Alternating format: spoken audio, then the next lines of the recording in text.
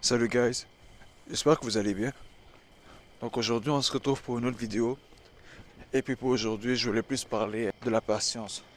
Je vais un peu répéter, je pense qu'il y avait une journée où j'avais parlé aussi un peu de la patience. Mais sauf qu'aujourd'hui j'ai parlé aussi de la patience lorsqu'on a envie d'abandonner. Parce que si je me mets en dehors du projet Bliff, il y avait d'autres projets que j'avais commencé. Et je réalise que dans les projets que j'avais commencé auparavant, ce qui me bloquait le plus, c'est pas le fait de ne pas avoir de résultats, mais c'est le fait que j'étais pas patient. C'est le fait que c'était trop lent et que je n'étais pas capable d'attendre le processus. Et c'est là que je réalise que n'importe quel type de projet, il faut se mettre à l'esprit qu'on ne peut pas avoir des résultats du jour au lendemain. Il faut se mettre à l'esprit que si on commence un projet, premièrement on est là pour apprendre et après, si on gagne, on gagne. Ça c'est ce que je me mets à l'esprit.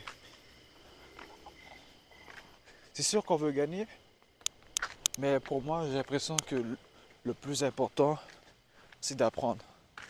Parce on peut pas penser qu'on va gagner si on n'apprend rien. On peut pas penser qu'on commence un projet avec seulement en tête de gagner. Il faut aussi avoir en tête qu'on va apprendre beaucoup. Pourquoi ça a un lien avec la patience? C'est parce que la patience, c'est beaucoup d'apprentissage. Et c'est là où plusieurs personnes abandonnent parce qu'ils n'ont pas envie d'apprendre quelque chose de nouveau. Encore une autre raison qui pourrait faire en sorte que les gens abandonnent, ça serait le fait que c'est trop lent. Le processus est trop lent et que les résultats qu'on s'attendait, ils n'arrivent pas de la manière dont on voulait.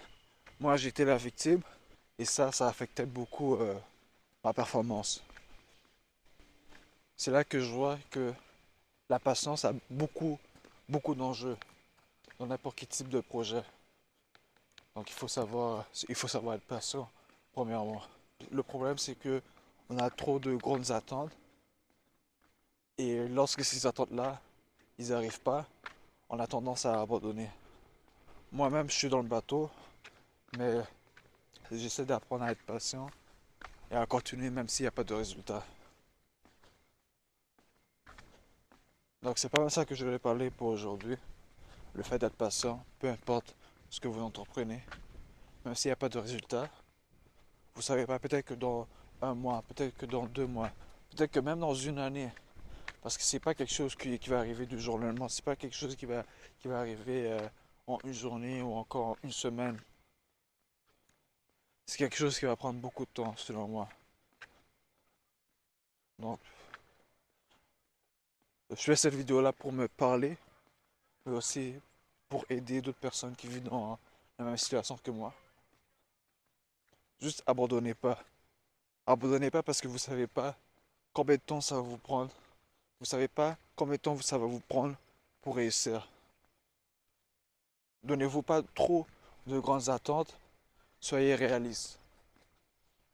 C'est pas mal ça que je vais dire aujourd'hui. Donc ça va être tout pour cette vidéo. Sinon, on va se voir demain. Sinon, je vous dis à demain.